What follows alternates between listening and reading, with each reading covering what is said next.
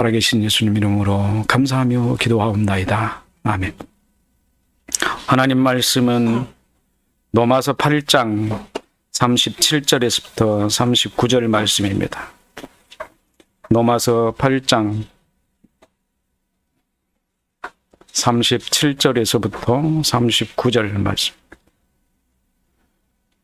같이 함께 합독하시겠습니다. 그러나 이 모든 일에 우리를 사랑하시는 이로 말미암아 우리가 넉넉히 이기느니라. 내가 확신하노니 사망이나 생명이나 천사들이나 권세자들이나 현재일이나 장래일이나 능력이나 높음이나 깊음이나 다른 어떤 피조물이라도 우리 주 예수 그리스도 예수 안에 있는 하나님의 사랑에서 끊을 수 없으리라. 아멘. 오늘은 추수감사절입니다. 그럼에도 불구하고 저는 추수감사절에 맞는 말씀을 여러분에게 드리지 않고 도르트신경 제5교리인 성도의 견인교리를 말씀드리려고 합니다. 실상 추수감사절에 성도의 견인교리보다 더 좋은 설교가 어디 있겠습니까? 견인이란 말은 무슨 말입니까? 하나님으로부터 선택받은 성도가 은혜의 상태에서 떨어질 수 없다는 말입니다. 신자의 마음 속에서 하나님의 은혜의 역사를 시작하시고 계속하시어 마침내 그것을 완성하시는 성령의 계속적인 역사를 견인이다 이렇게 말합니다. 이 견인 교리에 앞서 4개의 교리를 살펴보았습니다. 지난 시간에 반복했기 때문에 이 시간에는 간략하게 말씀을 드리겠습니다. 우리는 칼빈주의 5대 강령에 관한 말씀을 들으면서 총회가 알미니안들에게 답변한 내용보다 상당히 많이 추가된 의미들을 첨가하여 설명하고 있다는 것을 여러분은 아실 겁니다. 아니 어쩌면 전혀 생소한 의미들을 듣기도 하였을 것입니다. 지난주 말씀에 드린 바와 같이 그동안 우리가 알아왔던 교리에서 스콜라 철학을 제거하고 남은 부분을 살펴보니 여러 가지 숨겨진 보화들이 솟구쳐 오른 것이었습니다. 우리는 이 강해를 통해서 장로교회를 위한 꽤나 많은 수학을 얻었습니다. 그 수학들을 살펴보자면은 첫 번째, 하나님의 선택에 관해서는 하나님의 작정과 예수 그리스도의 구속의 선택을, 그 두 번째, 선의 원칙이라는 창세기 1장 31절의 역할에 대한 공의와 대비한 것을, 세 번째, 예수 그리스도의 공생의 십자가의 죽으심 그리고 부활은 복음화 정체로서의 씨앗의 형성 과정이라는 것을, 네 번째, 복음은 씨앗의 정체로 성령에 의해서 인류의 개개인에게 직접 적용되는 것을, 다섯 번째, 타락은 하나님의 형상의 조명을 받지 못한 이로 인하여 거짓과 왜곡 지식이 사람에게서 일어나 사람의 정체가 되어버려 타락을 한 사람을 양산한다는 것을, 그리고 여섯 번째, 사람의 정체는 복음으로서 확인된 지식이라는 것을, 그리고 일곱 번째, 사람의 욕구는 거짓 지식에서 일어난다는 것을, 진리에는 욕구가 없다는 것을, 그리고 여덟 번째, 사람의 의지는 지식의 적용으로 반응하여 작용한다는 것을, 아홉 번째, 영혼의 기능은 스콜라적 신학에서 오는 것으로 장로교회에서는 배제되어야 한다는 것을, 오늘 열 번째 성도의 견인은 복음의 정체성이 심겨진 사람이기 때문에 결코 타락하거나 생명을 떠날 수 없다는 것, 도르트신경을 강의하면서 신조 내에 없는 10가지 사항을 우리가 얻었습니다. 엄청난 수학을 한 겁니다. 강의 한 번 더 하면은 한 몇 개 더 나올 것 같아요. 저는 이 말씀과는 별도로 성도의 개인에 관하여 다음 주 한 주간에 걸쳐서 방송으로 설명을 드릴 것입니다. 아마 방송에 올려놓을 것이니까 여러분들은 시간 있는 대로 들으시기를 바라고 신앙에 많은 도움이 되도록 참고하시기를 바랍니다. 이 교리가 끝나면은 2023년도에는 하이델베르그 신앙 고백서를 설명드리려고 합니다. 그리고 몇 개의 조를 설명하면서 나머지 하반부에는 웨스트민스터 신앙 고백서까지 마무리해서 우리 교회의 신앙 고백을 개혁주의 입장에서 설명해 놓고 2024년도에서는 새로운 장소에서 하나님을 영광스럽게 하는 교회로 본격적으로 출발을 할 생각입니다.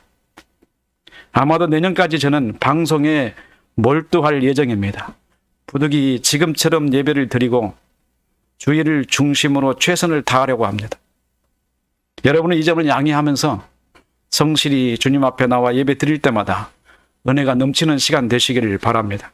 제가 생각하기에 내년까지 마무리하면 여러분이 우리 교회를 다른 사람에게 소개할 경우 많은 자료들이 있어서 소개하는데 당황하는 일이 없을 것이라고 생각합니다. 그래도 지금까지 보면 부족한 부분이 많지만 그래도 상당히 준비되어 있는 것을 볼 수 있습니다. 돌투신경을 제대로 한번 청취한다면 장로교회의 기초를 잡는 데 많은 도움이 되실 것이고 하나님께서 무엇을 어떻게 일하시는지 분명히 아는 기본을 이해하시는 장로교인이 되고 예수 그리스도 앞에 서는데 부족함 없는 신자로서의 확신을 가지게 될 것이라고 저는 생각합니다. 그러면 오늘 말씀을 드리려고 하는 성도의 견인 교리는 하나님의 영원한 섭리에 의해 선택되고 성령으로 거듭난 자들은 하나님의 은총으로서 보호받기 때문에 비록 그들이 유혹받고 죄를 짓기도 하지만 결코 양자의 은총을 잃거나 의인의 신분을 빼앗기거나 죽음에 이르는 죄를 범하게 되지 않는다는 것을 여러분은 알게 되실 겁니다. 이것은 단순히 지식으로 이해해서는 안 됩니다. 그렇게 되면 구원파나 혹은 스콜라적 신앙에 머물고 말 것입니다. 한번 생각해 보십시오. 여러분에게 복음이 다가왔습니다. 복음만 여러분에게 다가오지 않습니다. 복음이 가는 곳에는 항상 성령께서 같이 계십니다. 복음은 살아있는 하나님의 말씀이고 생명력이 있기 때문입니다. 복음이 오면 여러분의 지성에 심겨지려고 그 복음이 열심히 일합니다. 복음은 단순한 운동력이 아니라 사람의 지성을 파고들어 싹을 내려고 역사합니다. 복음은 단순히 들려지기만 하는 것이 아닙니다. 그래서 사도 바울은 믿음은 들음에서 난다라고 말했습니다. 지난주 시간에 말씀을 드렸던 하나님의 은혜의 주입이 복음이 오는 것을 말하는 것이 아닙니다. 하나님의 은혜로 인하여 복음이 사람에게 주어진 것입니다. 은혜가 아니면 복음이 우리에게 올 수가 없습니다. 그러므로 복음이 여러분에게 왔다면 하나님께서 여러분을 사랑하신다는 증거이고 여러분을 사랑하셔서 복음을 보내셨기 때문에 여러분은 복음을 잘 맞이해야 합니다. 복음은 복음 선포자인 사람이 전달하지만 실제로는 성령께서 복음을 가지고 우리에게 오시는 것입니다.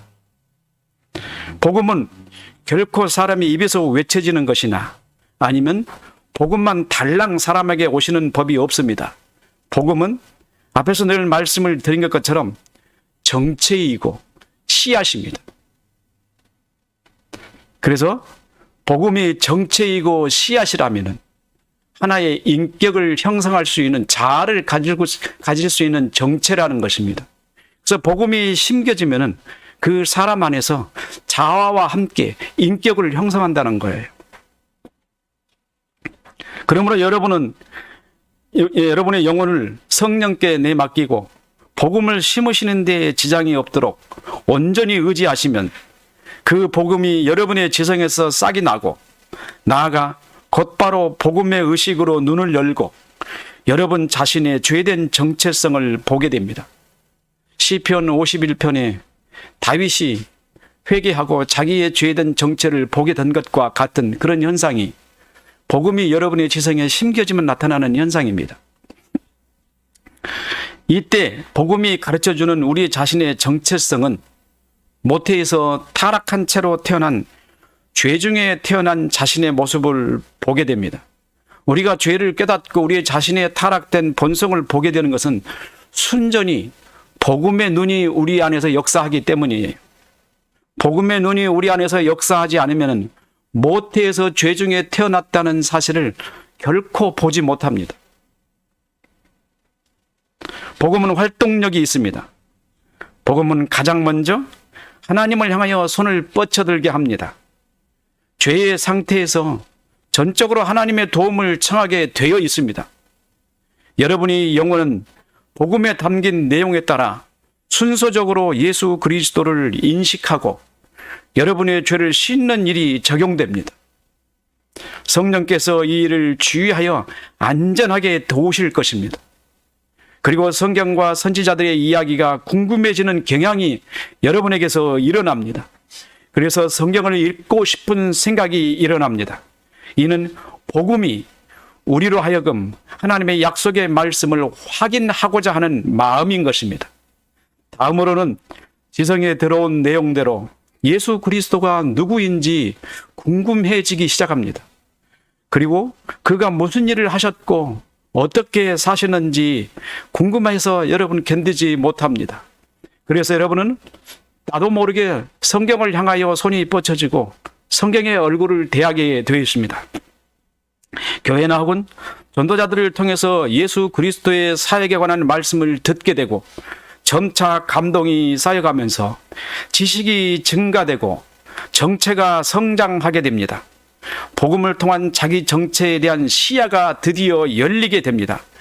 이로써 내가 누구인지를 알게 됩니다. 에베소서 2장 11절 12절에는 그때 너희는 그리스도의 밖에 있었고 이스라엘 나라 밖의 사람이라 약속의 언약들에 대하여 외인이요 세상에 소망이 없고 하나님도 없는 자이더니 이제는 멀리 있던 너희가 그리스도 예수 안에서 그리스도의 피로 가까워졌느니라. 그동안 하나님도 모르고 세상을 살았습니다. 왜 태어난지도 모르고 세상을 헤매며 살았습니다. 남들보다 좋은 환경에서 태어나지 않았다는 슬픔과 좋은 환경에서 자랐으나 어디엔가 허전함을 채울 수 없는 불만족 속에서 인생을 살아왔습니다. 아직도 채워지지 않는 마음을 부여잡고 살고 있는지조차 감각하지 못한 채 흘러가는 세월의 인생을 굴러왔습니다. 나는 지금 어디에 있는가? 어떤 철학가가 말해온 것처럼 내동댕이 쳐진 인생처럼 세상을 살아야 했습니다. 왜 여기 있는가? 그리고 어디로 갈 것인가? 망망대해에 바람에 밀려 흘러가는 돛담배처럼 목적 없는 인생을 살고 있지 않았습니까? 어두움이 내리면 서둘러 집에 가는 경쟁자들 틈바구니에 서서 소득 없는 생각에 잠겼다가 잠시 쉬었는가 싶었는데 또다시 집을 나서야 하는 다람쥐 쳇바퀴 도는 삶을 계속하고 있지 않습니까? 세월과 함께 몸은 낡아져 가는데 이루어지지 않은 꿈들로 얼굴에 깊은 수렁의 골짜기만 늘어갑니다. 시력은 흐려지고 민감하던 동작들이 둔해지고 머리카락은 세월의 흐름을 비껴가지 못해 하얘져 갑니다. 아무도 막지 못한 세월의 흐름 속에 우리는 정처 없이 이끌려 갑니다. 세월은 잠시 멈추어 기다려주지 않습니다. 인생도 멈추지 않고 세월과 함께 달려갑니다. 다시 오지 않은 삶을 들이쉬고 내쉬는 숨으로 밀어냅니다. 무엇을 잡으려고 달려가나요? 출발과 동시에 종착역으로 달려가는 중간역이 없는 인생 열차에서 인생을 향하여 어떤 일도 할 수 없는 운명을 타고난 사람들이 아닙니까? 여기까지 왔나 싶은데 벌써 허리 구부러진 그날들이 다가옵니다. 천근만근된 무거운 짐을 내려놓을 날들 앞에 슬피 울며 이를 갈미 있을 것이라는 주님의 말씀에 뇌성을 맞는 듯 허둥댈 것입니다. 그때는 이미 늦은 것인데 오늘은 그날을 모르고 살고 있습니다. 여기 계신 여러분은 참으로 행복한 운명을 타고난 분들입니다.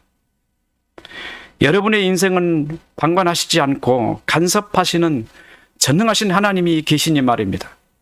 그분이 여러분들로 무엇을 말씀하셨습니까? 빈손으로 와서 아무것도 거둔 것 없는 빈털터리 인생에게 너를 세상에 보냈으니 싹쓸이를 달라 하시나요? 눈을 열고 세상을 보며 살 수 있는 사람으로 만들어 주었으니 그 값을 계산하라 하십니까? 아무것도 없는 빈손 인생에게 채무를 지은 채권자처럼 괴롭히시던가요? 나와 함께 가자. 내가 너를 행복하게 해주겠다. 내게 없는 것으로 채워주며 너를 복되게 하겠다 하시지 않았습니까? 너를 복되게 하고 너를 축복하며 너를 사랑하는 사람에게 더 큰 사랑을 주고 내게 없는 것을 채워주며 삶을 만족하게 하겠다 약속하신 분이 아닌가요? 그분과 함께 인생을 살고 있으니 얼마나 행복한 삶을 누리시는가요? 그러나 밖을 한번 내다보십시오. 가만히 귀를 기울이고 저들의 소리를 한번 들어보십시오. 영혼들의 아우성 소리가 들리지 않습니까? 안개 덮인 미로에서 방향을 잃고 헤매는 저들이 보이지 않으신가요? 내일을 모르고 분주하게 내리닫고 있는데 저들은 어디를 저렇게 미친 듯이 달려가고 있나요? 천지를 지으신 하나님이 여기에서 이렇게 말씀하고 계시는데 저들은 무엇을 들으려고 달려가고 있습니까? 저들은 자기의 길을 알고 있습니까? 자기들이 맞닿게 되는 그 비착의 나락을 보고 갑니까? 우리 눈에 보이는 무저갱의 낭떠러지를 저들은 보고 갑니까? 저들은 우리에게 살려달라고 아우성 치지도 않습니다. 구원이 필요하다는 사실을 모릅니다. 그냥 달려갑니다. 아니, 시간이 그들의 목줄을 채워서 이끌고 가는 것입니다. 시간은 저들을 사람 취급하지 않습니다. 저들이 가는 그 길을 시간도 싫어하는 길입니다. 끝자락에 다다르고 나락 앞에 선 그들이 우리를 향하여 돌아다보는 눈초리가 보입니다. 하나님의 아들들을 향한 증오의 눈빛입니다. 왜 나를 낳았어? 여기에 빠져오고 영원토록 고통당하라고 낳았냔 말이야. 저들의 통곡 소리가 광풍처럼 우리의 마음을 내리치고 있지 않나요? 여러분들이 하나님의 아들입니까? 저들을 낳은 죄를 기억하지 않습니까? 우리는 저들을 사랑하지 않았습니다. 우리는 저들이 우리와 아무 관계 없는 줄 알았습니다. 저들은 비로소 상황을 파악하고 우리를 향하여 몸을 돌이켜 달려오려고 하지만 이미 그들과 우리 사이는 구렁이 끼어 있어 아우성 소리밖에 다른 방법이 없습니다. 슬피 울며 이를 갈미 있으리라. 우리 자신을 한번 살펴보세요. 어떻게 우리가 구원을 얻었습니까? 오늘 우리가 드려야 할 말씀 제목이 무엇입니까? 성도의 견인교리입니다. 성도는 마지막 영화를 얻을 때까지 하나님의 인도와 보호를 받을 것이며 언제든지 그러한 사실을 확인할 수 있습니다. 요한복음 10장 28절 29절에 내가 그들에게 영생을 주노니 영원히 멸망하지 아니할 것이요 또 그들을 내 손에서 빼앗을 자가 없느니라. 그들을 주신 내 아버지는 만물보다 크심에 아무도 아버지 손에서 빼앗을 자가 없느니라. 빌립보서 1장 6절에서 너희 안에서 착한 일을 시작하신 이가 그리스도의 예수의 날까지 이루실 줄을 확신하노라. 사도 바울은 오늘 본문에서 뭐라고 말합니까? 내가 확신하노니 사망이나 생명이나 천사들이나 권세자들이나 현재일이나 장래일이나 능력이나 높음이나 깊음이나 다른 어떤 피조물이라도 우리를 우리 주 그리스도 예수 안에 있는 하나님의 사랑에서 끊을 수 없으리라. 여러분, 신앙에서 의심이 됩니까? 여러분, 하나님 믿고 있는데 나락에 떨어질까봐 두려워하십니까? 말씀들이 뭐라고 하시죠? 내가 결코 너희를 버리지 않으리라. 누가 여러분을 하나님의 백성 자리에서 끌어내릴 수 있습니까? 무엇이 여러분을 좌절하게 하고 낭망하게 할 것입니까? 여러분은 하나님의 아들이고 세상이 여러분을 감당하지 못합니다. 여러분은 이미 승리의 삶을 살게 되었고 여러분의 생명은 내 주 하나님 여호와 하나님께서 생명 사계 속에 쌓였을 것이요. 이렇게 되지 않았습니까? 하나님께서는 우리에게 무슨 은혜를 베푸셔서 죄인인 우리를 구원의 반열에 올려 놓으셨습니까? 하나님께서 은혜를 베푸셔서 독생자 예수 그리스도를 우리에게 내어주시고 우리 주 예수 죄를 그에게 전가하여 우리의 죄를 죽이라고 하시고는 예수께서 우리의 죄로 인하여 우리에게 죽으셨습니다. 이것은 우리의 정체성이기 때문에 우리의 입에서 거침없이 흘러나옵니다. 우리가 수없이 별평생 동안 경험한 것일 겁니다. 그래서 살짝만 건드려도 우리 입에서 하나님께서 예수를 내어주셨다. 그리고 내가 예수를 죽인 사람이야 라고 고백하는 사람이 될 거란 말이에요.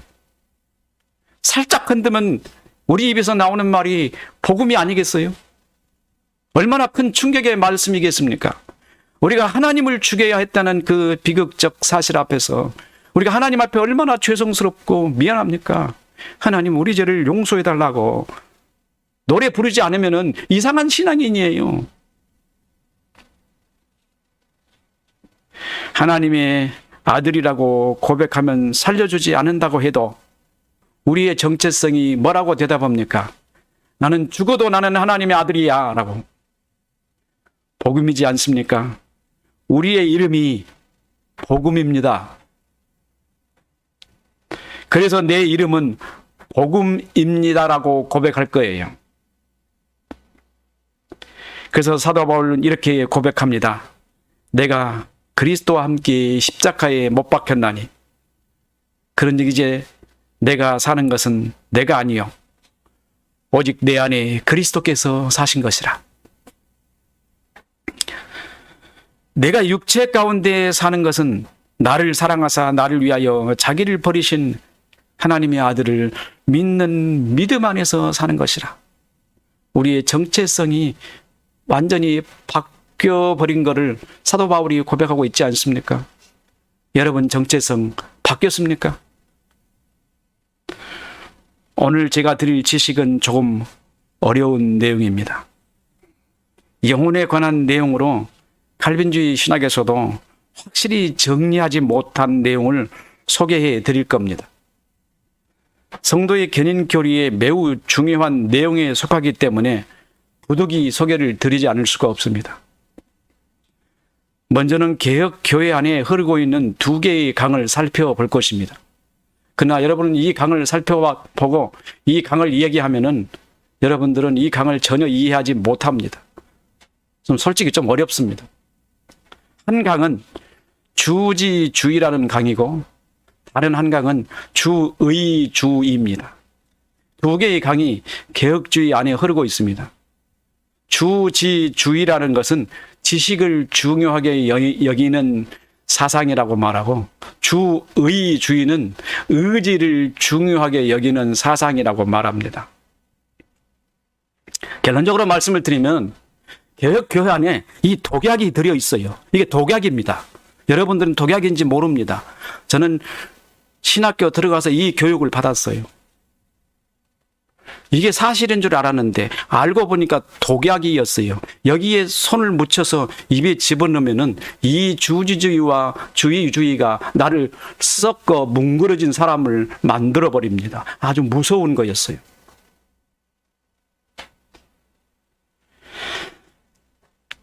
이 이론은 플라톤의 제자인 아리스토텔레스가 말한 영혼론이라는 책에 기록된 책입니다. 영혼론 2권, 3권에 기록된 내용, 영혼의 기능이라는 내용입니다.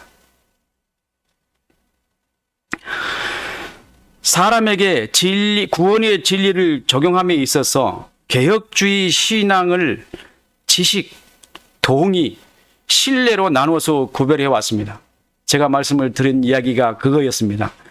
사람이 개혁교회 안에서는 사람이 어떻게 믿는가 그 믿음을 정의하라 그러니까요. 믿음을 신뢰와 동의로 정의를 해요. 동의와 신뢰로. 바로 이 내용이에요. 칼빈이 동일하게 분명하게 따르고 지성의 기능들과 심정의 의지로서 동일시하고 있다는 점에서 의지의 기능으로 구분하는 것입니다. 짧으니까 그냥 듣기만 하셔도 돼요. 오직 지식이 참되다는 것을 알고 인지하면서 그 진리에 동의하는 것은 지성이고, 이 진리가 참되네 하고 그 진리에 동의하면은 그건 지성으로 하는 것이고요. 오직 심정, 곧 의지와 그 정서들이 그 진리를 신뢰하면서 파악할 때만 신뢰하는 거예요. 그게 의지로 신뢰하는 거예요. 지성으로 동의하고 의지로 신뢰한다 그래가지고 먼저 의지로 신뢰하고 그 다음에 지식으로 안다 해도 틀린 말이 아니고요. 지식으로 알고 의지로 신뢰한다도 틀린 말이 아니에요. 이게 독약이에요. 개혁주의 독약. 이제 제만 그렇게 말을 해요.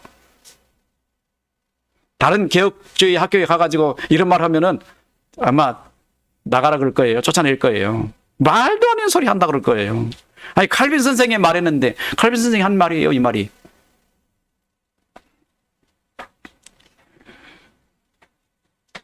저는 영혼의 기능이라는 말을 무진장 싫어해요. 영혼의 기능. 없는 줄 알았더니 영혼의 기능에는 의지와 지식, 이성과 의지가 있어요. 이게 영혼의 기능입니다. 제가 이성이라는 말을 여러 번에 말씀을 드릴게요. 이성은 수학의 허수라 그랬어요. 허수. 문제를 해결할 수 없으니까 허수를 불러다가 답을 내는 게 허수예요. 사람의 인간의 그 영혼의 구조를 해석하려고 그러니까 해석할 방법이 없어요. 왜냐하면 우리 영혼 안에 어떤 판단 능력이 있단 말이에요. 옳고 그름을 판단하는 게 있어요. 이게 뭘까라고 생각하는 게 스토아 철학파들의 이성이었어요. 이 이성을 칼빈 주자들이 그대로 이어받습니다. 이게 영혼의 기능 안에 있는 것들이에요. 영혼의 기능으로서 지성이 중요한지 의지가 중요한지에 관하여 관심을 두고 싶지 않습니다. 예전에는 이 지식이 칼빈주의 신학과 핵심 교린 가운데 있는 주장들이었습니다. 그런데 이런 생각은 신학적 혼란만 야기할 뿐 저의 신학적 진보에도 전혀 도움이 되지 않는다는 것을 알았어요. 참 며칠간 몇 달간 공부를 해놓고 쌓아놓고 보니까요 정신만 혼란스럽고요 막 골치 아파 답은 안 나와요. 칼빈 선생도 이 문제에 대한 답을 내지 못했어요. 그래서 미궁 속에 남아있는 신학 내용이 바로 영혼의 기능에 관한 얘기입니다.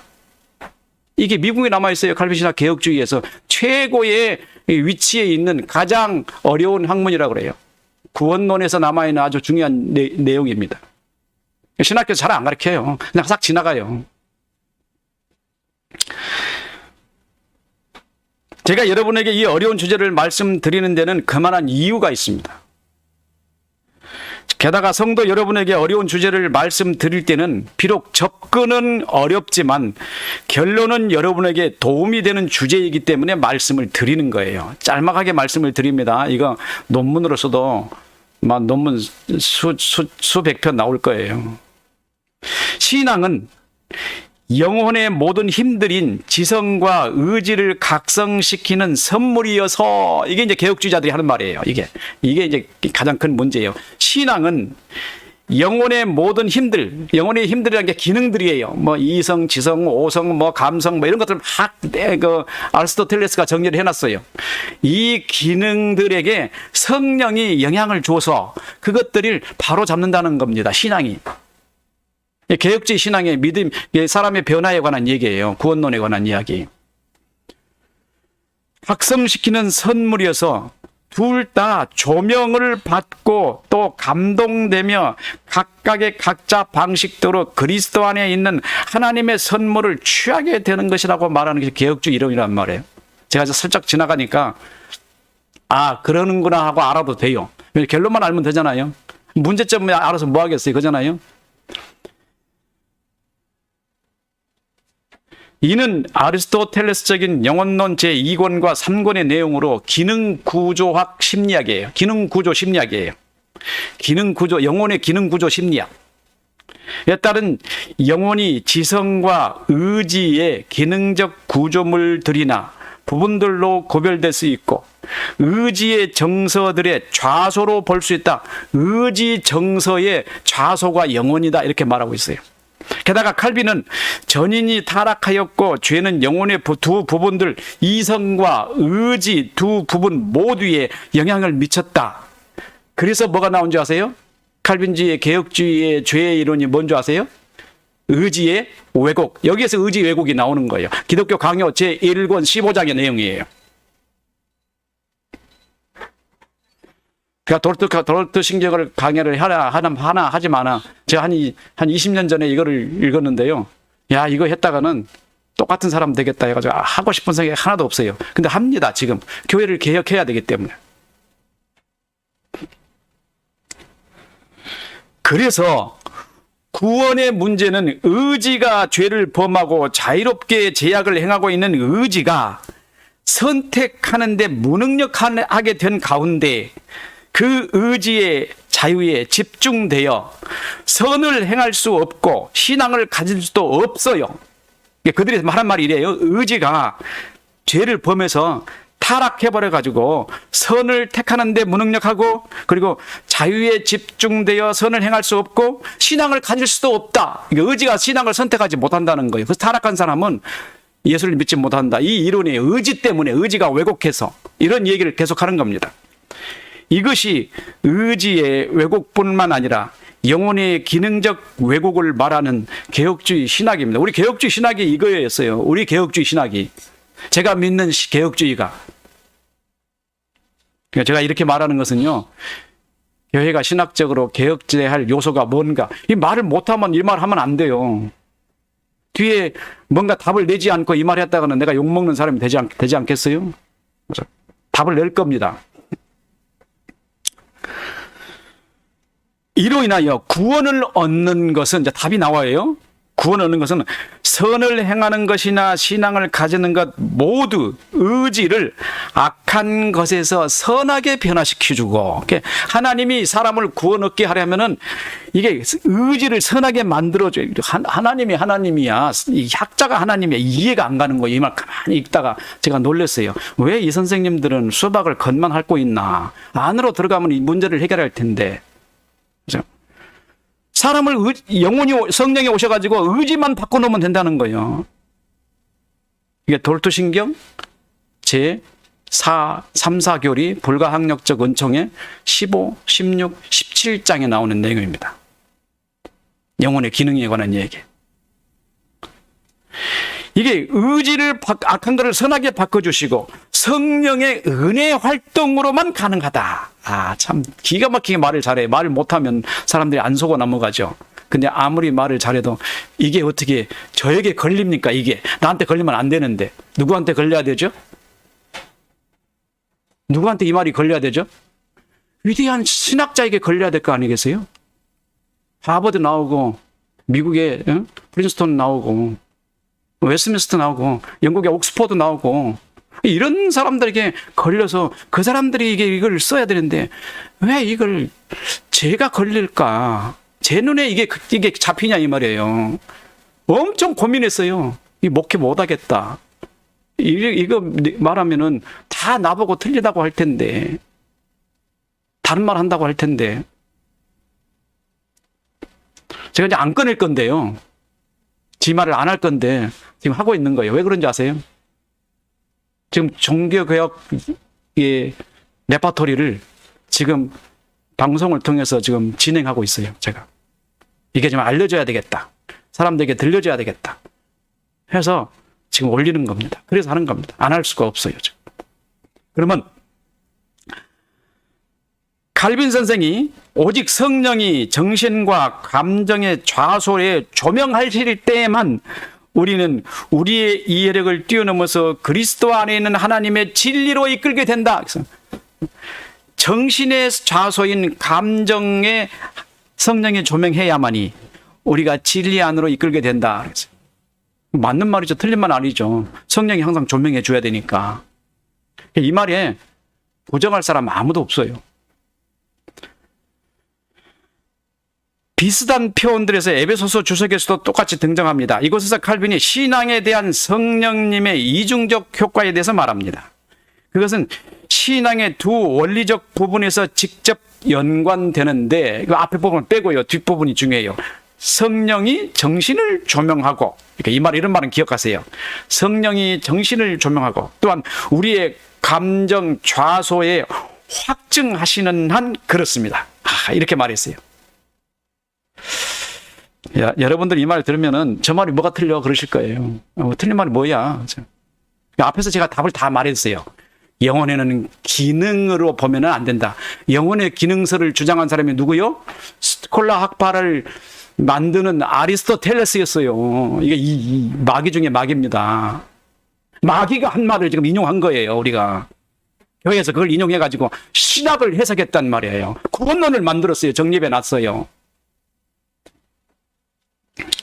이것이 개혁주의 신학자들에게 미친 죄의 결과에 대한 개념이고 스콜라 철학입니다. 칼빈이 스콜라 철학을 싫어하는 원인은 당시 소르본느 대학의 스콜라의 본산이었고, 이곳의 교수들이 칼빈을 괴롭혔습니다.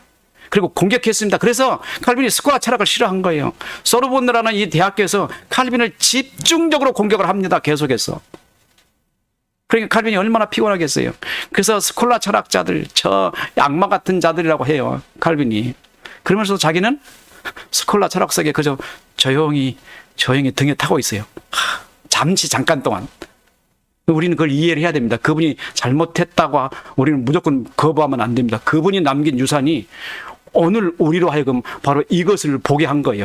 그분이 남긴 유산이 이걸 본 거예요. 그분의 유산이 없다면 이걸 못 봅니다. 볼 수 없어요. 그래서 그분이 유명한 거예요. 우리는 영혼이 어떤 기능을 가졌는지 성경에서 냉정하고 꼼꼼하게 살펴볼 필요가 있습니다. 창세기 1장 26, 27절에서 하나님의 형상을, 창세기 2장 7절에서 사람의 구조를, 창세기 3장에서는 타락과 심판까지 영혼의 기능적 구조들을 살펴볼 수가 있어요. 그럼 아리스토텔레스가 말하는 영혼의 기능하고 성경에 말하는 영혼의 기능적 구조를 한번 살펴보자 말이에요. 어느 것이 맞는 건가? 그럼 성경에서 말하는 영혼의 기능적 구조를 말하면은 그 잘못될까요?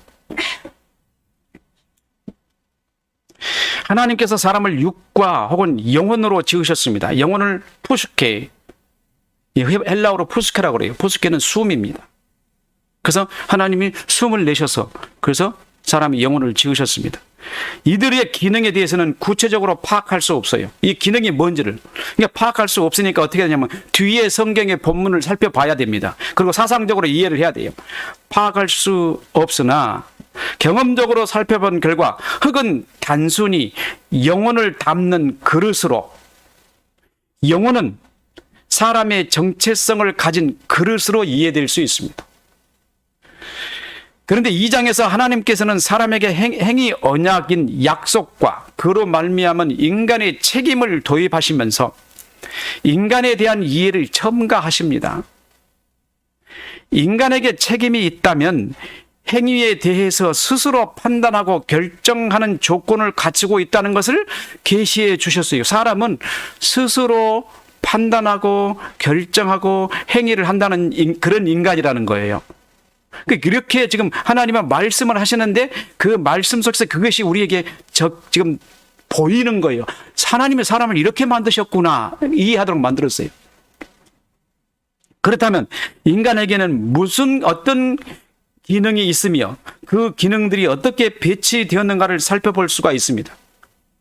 인간은 크게 두 가지 기능이 있습니다. 하나는 외부 세계와 객체를 감각하는 기능이 감각 기능입니다.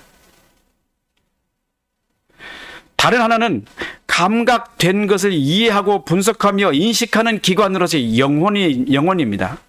그래서 육체를 보고 뭐라고 말하냐면 감성이라고 말해요. 감각하니까. 그 영혼을 보고 뭐라고 말하냐면 지성 이렇게 말해요. 여러분 한번 생각해 보세요. 지성이 있다고 해서 모든 지식을 다 아나요? 어린애가 태어나자마자 모든 세상을 다 알던가요? 어린애가 박사하고 대화할 수 있어요? 여러분하고도 대화 못 하잖아요. 지금 우리 딸들이 얘기를 하나 나는데 그 얘기한테 가서 손을 찔러봐요. 걔는 입만 하고 말지. 뭔지 몰라요 아직은. 왜? 아직 그뒤 영혼의 지성이, 정체성이 온전히 형성되지 않았고 그 정체성이 자아를 열지 않았다. 제가 말씀을 많이 하죠. 정체성, 자아 매우 중요하기 때문에요. 제가 말씀을 드렸잖아요. 지식은 존재하나 존재하지 않은 것 같다. 지식이 뭔가에 들어가서 거처할 곳을 찾아서 그 거처한 곳에 들어가서 비로소 지식의 정체성을 드러낸다. 내 안에 지식이 들어와가지고 그 들어온 지식이 지금 나를 드러내고 있는 거예요. 여러분 안에 들어온 지식이 여러분을 드러내고 있는 겁니다. 여러분에게 복음이 들어왔으면 복음을 드러내고 거짓이 들어왔으면 거짓을 드러냅니다. 여러분은 근데 태어날 때부터 타락된 사람이기 때문에 거짓이 여러분의 영혼을 잘 사로잡아가지고 여러분은 거짓만 드러내는 사람이에요. 여태까지. 그래서 타락했다고 하는 겁니다. 하나님의 형상을 조명을 받지 못한 사람이기 때문에. 우리가 바로 그런 사람이었어요.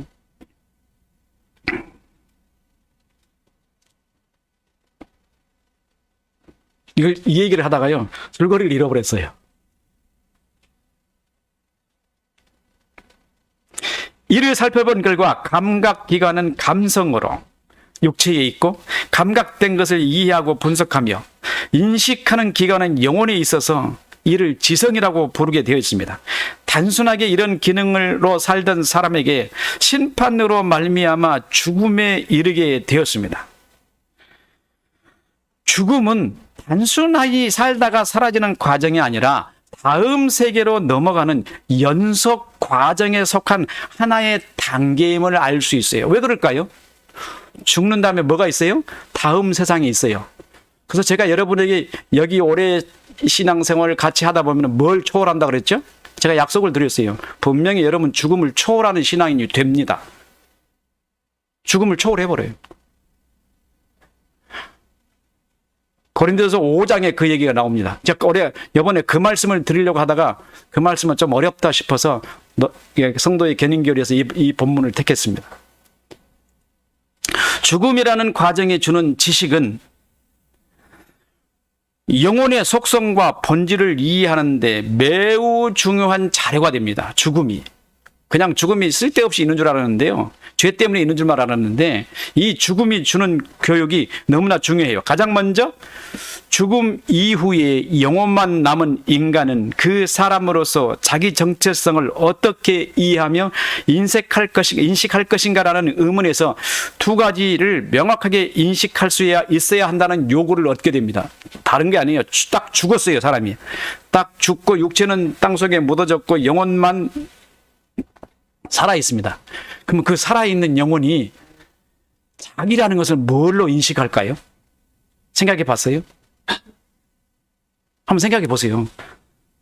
한 10초간 시간을 드릴게요. 내가 죽었습니다. 죽고 난 다음에 내 영혼이 뭘로 내가 나인 것을 인식할까? 육체도 없어졌고 보는 모양도 없는데 뭐가 나인 것을 내가 확인할 수 있을까? 그래서 내가 무슨 얘기를 드렸어요? 여러분에게 정체라는 얘기를 드렸습니다. 정체성이 과연 뭘까? 그 하나는 자기 정체이고 자기 인식이에요. 다른 하나는 정체의 구조에 대한 명확한 인식이 요구됩니다. 하나는 정체에 대한 자기 인식이에요. 이 정체가 나라는 인식. 두 번째, 그 정체의 정체는 무엇으로 구성되어 있는가에 관한 이야기예요. 이런 설명들은 종교개혁 시대의 교회에서 가르치며 공부하는 주제에 있습니다. 언제? 어거스틴 때예요. 이런 얘기가 주고받았었어요. 오늘날 교회에서는 종교개혁 시대의 교회는 완전히 다른 샤머니즘 무속 종교로 변질되어 버렸기 때문에 전혀 그런 내용은 안 가르칩니다. 우리 교회 오면 아마 맨 새로운 것만 들으셔서 혼란스러우실 거예요. 오늘날 신자들에게 죽음 이후 신자의 정체에 관하여 아무런 지식이 없습니다. 자신의 정체가 무엇인지 전혀 생각하지 않고 어떻게 주님을 만나는지 아무런 지식이 없습니다. 이로 인하여 많은 사람들은 죽음 이후 자신의 상태 때문에 매우 놀라게 될 것입니다.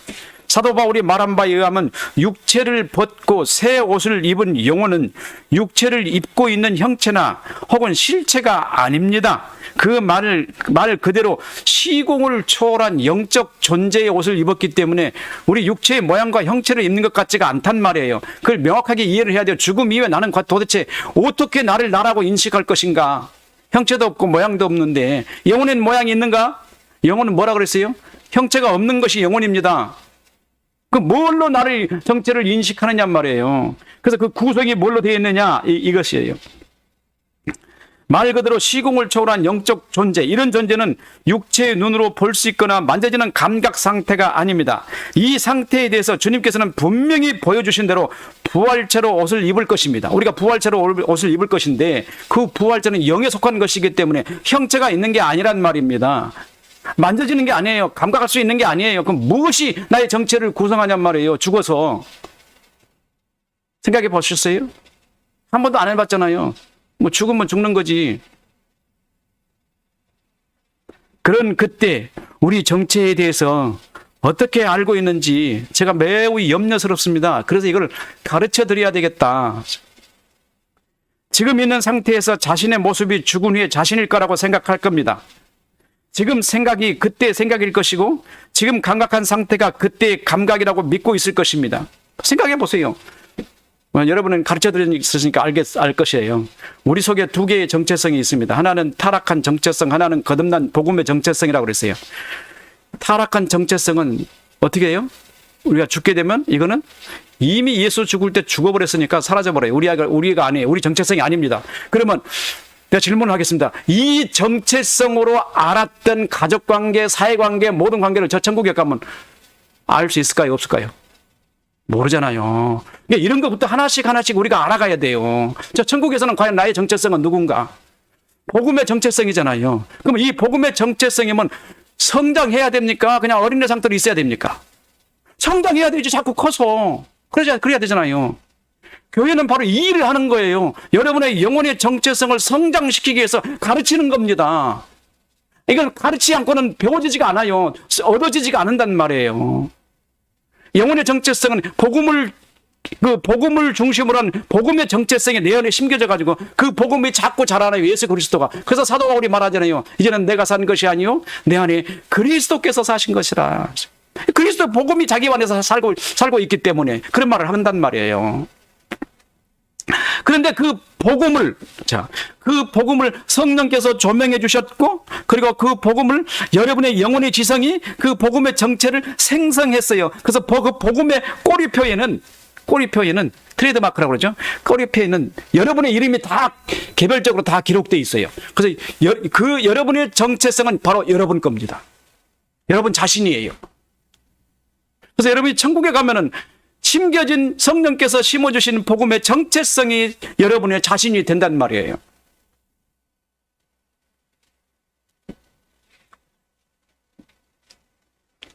여러분이 거듭날 때 지금 여러분 곧 타락한 자연인의 본성은 완전히 그리스도 안에서 죽었습니다. 자연인의 본성을 구체적으로 여러분에게 설명하려면 끝이 없어요. 그래서 여러분 자연인으로 알고 있는 모든 부모관계, 자식관계 또는 혈연관계, 친척관계, 이거는요 죽으면 어떻게 돼요? 여러분을 떠나요. 사라져버려요. 그러니까 이게 뭘로 알아야 되겠어요? 부모관계를 뭘로 알아야 되겠어요? 복음의 정체성으로 알아야 되잖아요. 이 복음의 정체성으로 알아야 돼요. 예수 안에서 알아야 돼요. 뭐든지 예수 안에서 해야 돼요. 그래야 천국 가서 그분을 만날 수가 있는 겁니다. 이 예수 안에서 알아놓지 않으면 친아버지라도 못 알아봐요. 알아볼 수가 없어요. 이게 지금 막 우리에게 하는 일입니다. 이게. 본래 여러분은 죄인이었는데 그리스도 안에서 죽었고 이제는 그리스도로 살고 있습니다. 지금 여러분은 죄의 상태로 주님을 만나는 날까지 사는 것은 다른 목적 때문에 살고 있는데요. 그 목적이 무엇인지 분명하게 아셔야 합니다. 지금까지 교회가 가르쳐주지 않았던 것을 저는 가르쳐 드립니다. 여러분은 거듭난 정체로 살면서 아직 옛사람으로 살고 있습니다. 여러분은 하나의 자아에서, 한 개의 자아에서 두 개의 정체로 살고 있습니다. 태어났을 때 살아온 여러분의 자연인의 본성은 새 옷을 덧입는 그날까지 여러분 안에서 살 것입니다. 그 정체는 타락한 죄의 정체입니다. 왜곡된 지식이고 거짓입니다. 이 정체는 우리가 복음을 듣고 세례를 받음으로 이미 죽었지만 우리 안에 있어요. 언제까지? 새 옷을 입는 날까지. 왜 있는 줄 아세요, 이게? 여러분이 자아를 여는 날 어떤 정체로 자아 눈을 열었어요? 바로 이것으로 열었어요. 이 타락된 죄의 정체로 눈을 열었어요. 만약에 이게 죽어버리면 뭐 어떻게 되죠? 여러분 자아가 눈 닫혀버려 아무것도 안 보인단 말이에요. 복음이 심겨졌어도. 무슨 말 이해가 되죠? 그래서 이게 죽는 날까지 따라가는 거예요. 여러분의 자아 눈을 누가 열었어요? 거짓된 거짓의 정체가 눈을 열었어요. 여러분을. 만약에 이게 죽어버리면 여러분 자아가 눈이 닫혀버려요. 이 복음의 정체성이 내 안에 있어도 보지를 못한단 말이에요. 그래서 이 눈을 연 자아 정체성이 복음의 사람으로 세상을 살도록 하기 위해서 죽는 날까지 같이 따라갑니다. 그래서 죄인이에요. 여전히 죄인입니다. 그런데 우리 안에 복음의 정체성이 있기 때문에 하나님이 나를 뭐라고 말하냐면 의인이라고 부르는 거예요. 복음의 정체성으로 인한 완전한 자아가 완전히 이루어질 때까지 우리의 타락한 정체는 살아있을 것입니다. 그런데 우리는 이 사실을 이렇게 배우지 않았습니다. 예전에 우리는 우리가 예수 믿으면 지금 살고 있는 옛 본성이 변화되어 간다고 생각했습니다. 탄생으로부터 물려받은 타락한 정체가 예수 그리스도 안에서 죽었다는 것은 미래적인 것이지만 이미 일어난 것입니다. 그리고 그 정체로 이 생을 마치고 새 옷을 입는 날까지 지속적으로 살게 됩니다. 그런데 새 옷을 입을 정체는 이 정체가 새 옷을 입는 것이 아니고 누가 입어요? 복음의 정체성이 새 옷을 입어요. 거듭난 내가. 흔히 말하는 본성이 변화된 것이 아닙니다. 우리 개혁주의가 가르쳐온, 복음주의가 가르쳐온 신앙의 내용이 우리 본성이 바뀐대요. 그래서 지난주 무슨 얘기를 했죠? 이 말씀을 여러분 이해되게 하기 위해서 지난주 은혜의 주입 교리를 말씀드렸어요. 은혜는 주입되는 것이 아니다. 은혜가 주입돼서 사람을 변화시키는 것이 아니다. 뭘 예를 들어서 여러분에게 말씀을 드렸습니까?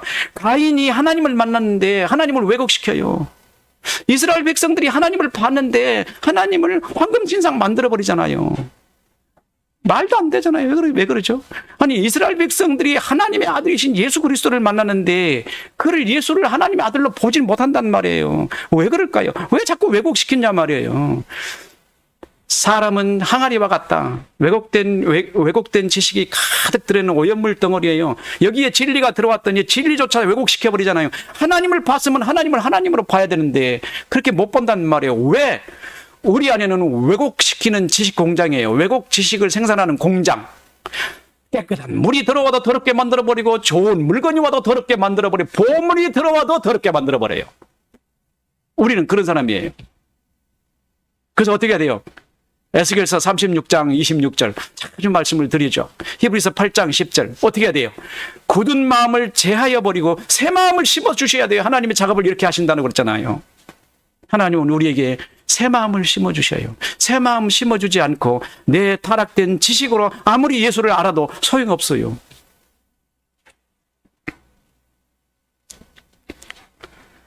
자, 개혁교회가 말하는 것은 사람이 본성이 변화된다고 말합니다. 이것을 개혁교회에서는 뭐라고 말하냐면 성화교리라고 그래요.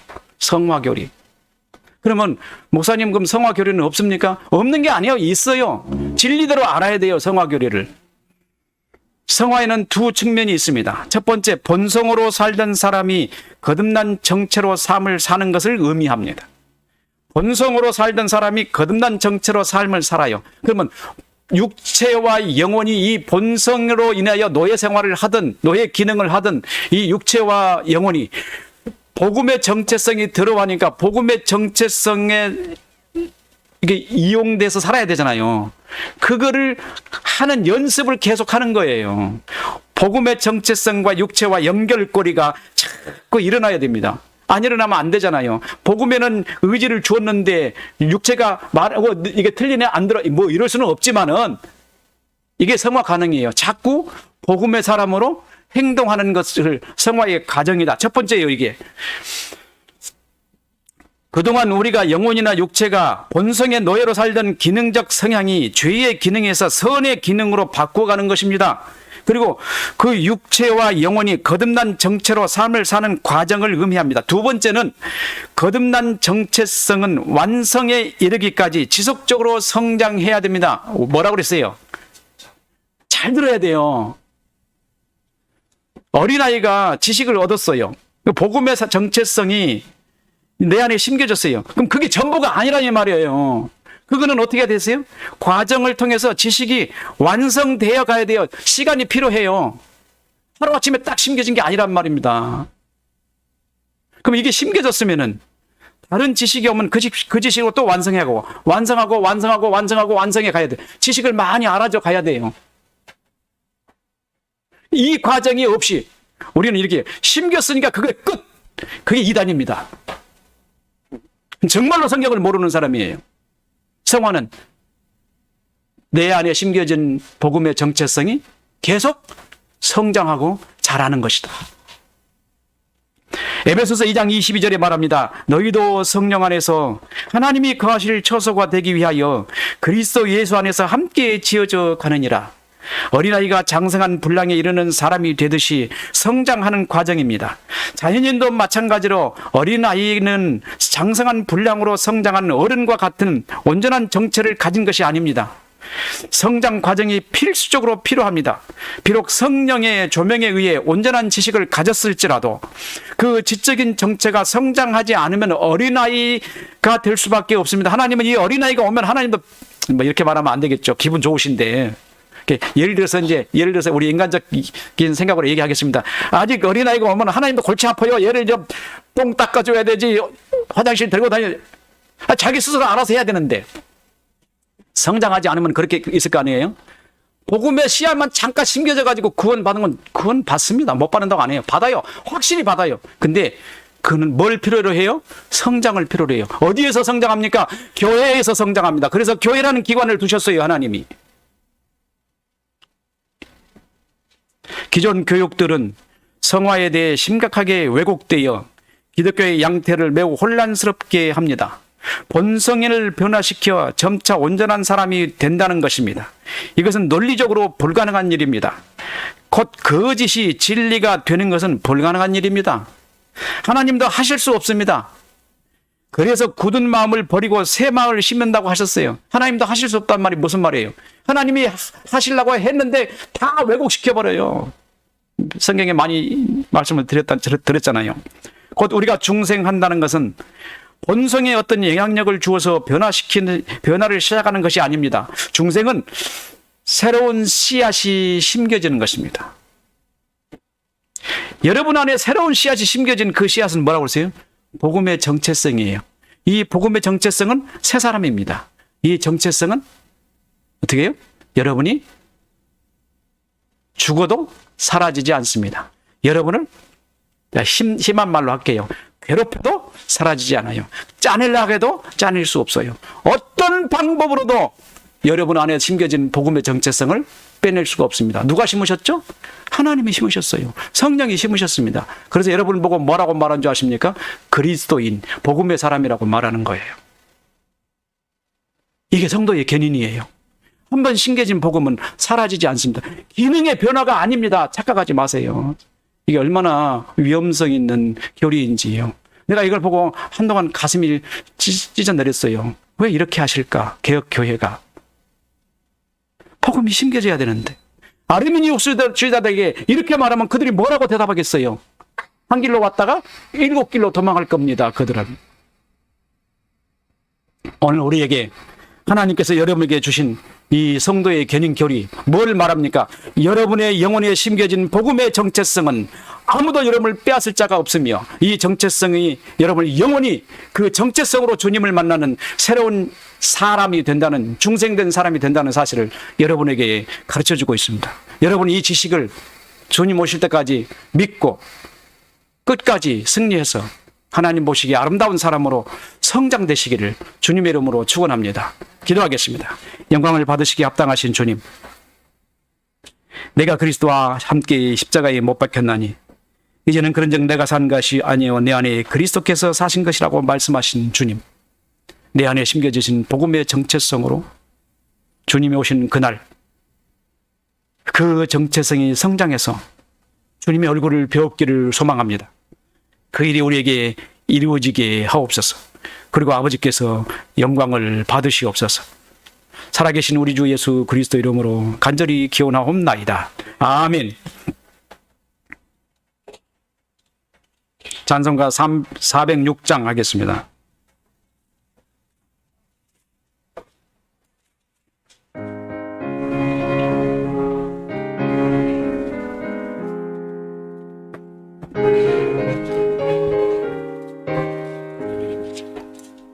고난 내 영혼 편히 쉴 곳과 풍랑 잃어도 안전한 폭풍까지도 다스리시는 주의 영원한 팔 의지에 주의 영원하신 팔 함께 하사 나를 하를 붙드시니 어느 곳에 가든지 요동하지 않음은 주의 팔을 의지함이라.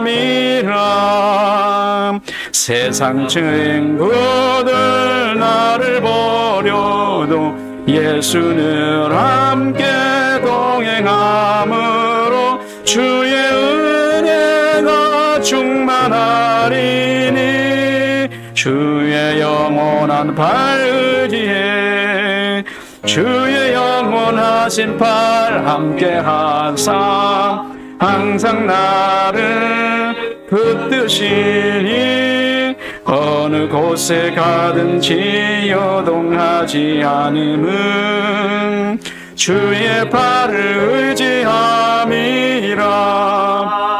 나의 믿음이 연약해져도 미리 예비한 힘을 주시며 위태할 때도 안보하시는 주의 영원한 팔 의지에 주의 영원하신 팔 함께 하사 항상 나를 붙드시니 어느 곳에 가든지 요동하지 않음은 주의 팔을 의지함이라. 능치 못한 것 주께 없으니 나의 일생을 주께 맡기며 나의 모든 짐 대신 지시는 주의 영원한 팔 의지에 주의 영원하신